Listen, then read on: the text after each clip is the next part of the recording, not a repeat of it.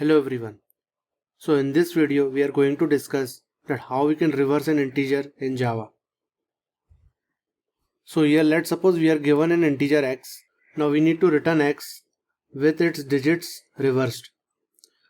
So if you see an example here, let's say if we are given with the integer as 1, 2, 3, 4. So our output should be 4, 3, 2, 1. We are simply reversing the digits of this integer. Similarly, if we are given an integer which is negative 1, 2, 3, 4, so it should return negative 4, 3, 2, 1. So the sign should be there with only digits being reversed. And let's say if we see example 3, here we are given an integer which is nothing but integer dot max value, which is 214748367. Now when we reverse this integer, we get 7463847412. So here you can see that this is the integer's max value, and if we reverse it, this value may overflow the integer range. So we need to encounter this use case as well, that when we are reversing the max or the min value or any value of the integer which on its reversal may overflow, we need to encounter that use case as well.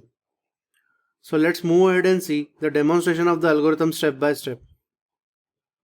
So here you can see that we are given with a method as reverse, and we are passing in the number which we want to reverse. So this method return type is long. Now why we have kept the return type as long is because there may be a chance that let's suppose this int value is maximum or any number which on its reversal may overflow the integer's maximum range or minimum range. So therefore, in order to fit that particular range, we are taking a long value which will be returned from this method. So here this long is basically handling our overflow case, because when we cross the integer's range, the data type which can handle that overflow range would be the long. So now let's see the demonstration of this algorithm step by step. Let's say we want to reverse a negative number 1, 2, 3, 4. So here the number will be minus 1, 2, 3, 4. So here you can see the first thing we do is we simply check that whether this number is negative or not. So if we provide this condition, then whether number is less than 0 or not. So if number is less than 0, the is negative will have value as true. Currently number is less than 0. So the value of is negative will be true by this condition. And why we are evaluating whether number is less than 0 or not? Because when we are reversing the digits, we need to take its absolute value without the sign. We'll see this later. So for time being, we just evaluate whether number is less than 0 or not. If it is less than 0, then we simply multiply it with minus 1 to make it a positive number. So now number will become 1, 2, 3, 4. So here minus 1, 2, 3, 4 into minus 1 will give 1, 2, 3, 4. This minus minus becomes positive. Moving ahead. Now in order to store the reverse, we are taking in a long value. And why we are taking it as a long value is because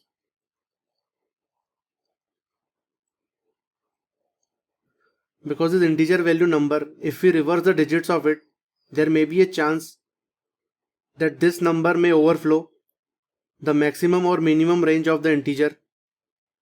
So therefore, in order to accommodate this overflow condition, we are taking it as long, because any value which crosses integer's max or min range can be fit into the long variable. So at the start, reverse is 0. We will create the last digit integer value. So this integer value will hold only one single digit, which would be the last digit, which we will see later here. So friends, in order to reverse this integer value, these are the three main critical steps we need to perform in a while loop. This is one of the approach to reverse the integer value. Now there can be one more approach. We can simply take the string value of this number, convert it into the character array, and then we simply reverse the characters in that particular array. So that could be one case, but here we are taking the help of modulus operator and the division operator, because this modulus operator is very important when dealing with numbers. So here we will discuss what actually this modulus operator does and division operator does. So currently number is greater than 0. So this while loop will execute till number is greater than 0. When number will be equal to 0 or less than 0, then this while loop will terminate. So friends, here you can see that in order to reverse this number 1, 2, 3, 4, it should become 4, 3, 2, 1. So what we need to do is, we need to first take the last digit, bring to this position, then second last digit, bring to this position, third last to this position, and fourth last to the last position. So these are the things we need to do. So how we can extract the single digits from this number is, we can take the help of modulus operator. So here you can see, let's say we want to divide 12 by 10. So 10 is the divisor, 12 is the dividend. And in normal mathematics, when we divide 12 by 10, we get quotient as 1 and the remainder as 2. So here this remainder is nothing but the result of the modulus operator, which you see here. And this 1 is nothing but the result of the division which we do here. So using the simple mathematics, we will evaluate the reverse of this number. And also friends, here you can see that in order to get 4, when we divide any number by 10, whatever the remainder we get, that would be our last digit. So here if we divide 1, 2, 3, 4, let's say if I do 1, 2, 3, 4, and let's say I divide it by 10. So 1, 2,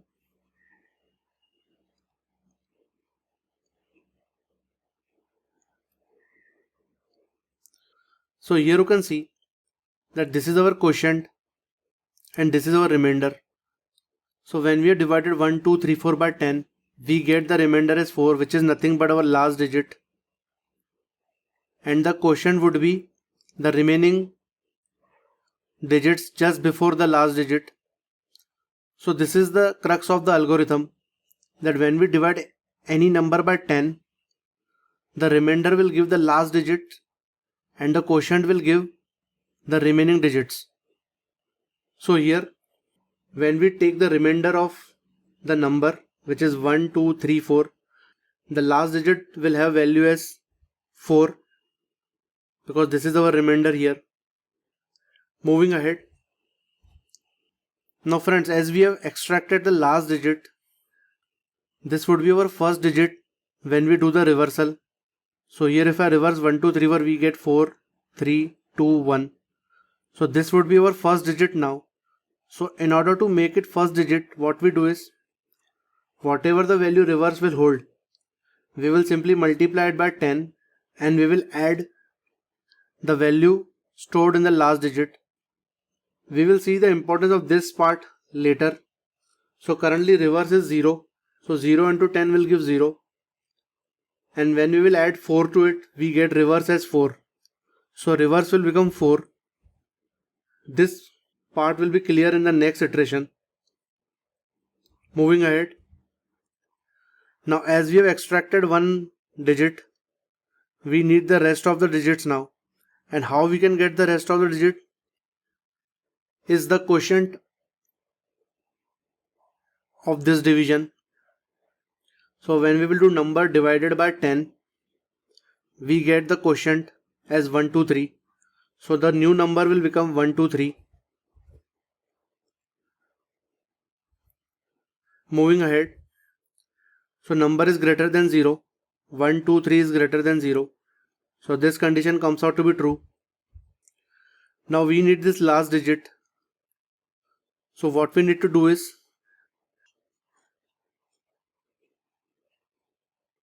we need the remainder. So when we will divide 1, 2, 3 by 10, because this is our new number. So here we'll get 10, 1.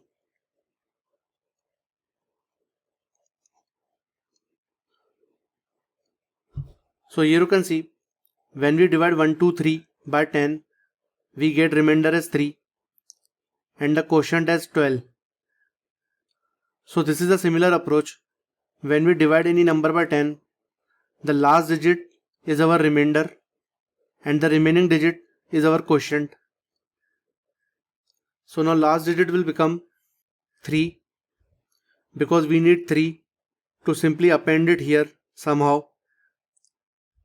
Moving ahead. So friends, now as we have got 3 as last digit and we need to append it here, we can't directly add this 3 to the reverse.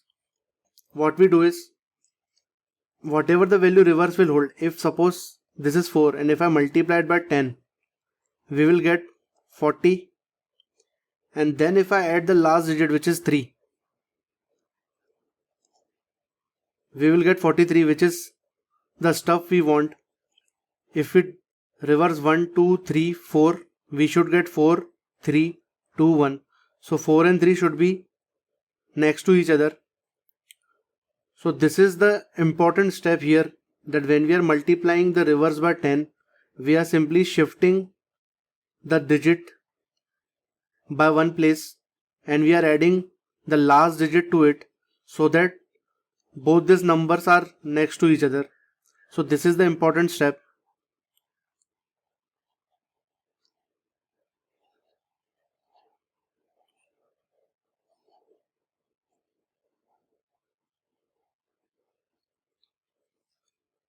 So here now reverse will become 43, what we discussed here. And as we are done with the digit 3, we need the remaining digits. So the remaining digits we get by number divided by 10, which will give us the quotient. So number will become 12. The number is still greater than 0. So this condition comes out to be true. Now we will take the last digit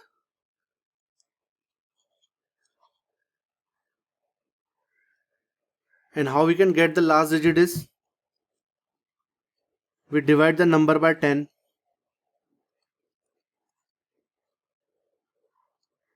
So this is our remainder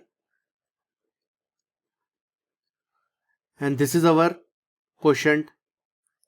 So our last digit is 2 because number modulus 10 will give us the remainder as 2. So 2 will be assigned to the last digit. And now how we can append 2 just after 3 is, we need to create one space here. And how we can create the spaces, we simply multiply it by 10, we get 430. And then we simply add 2 to it, which is our last digit, we get 432. So this is the step which help us in appending the last digit to the reverse. So after this line gets executed, reverse will become 432 with this multiplication and addition. Moving ahead, we are done with 2 and now we simply need 1. So our new number will become the new quotient by number divided by 10. So we'll get the new number as 1. Number is still greater than 0. So this condition comes out to be true. Now we need the last digit, but here you can see 1 is the only digit left. So here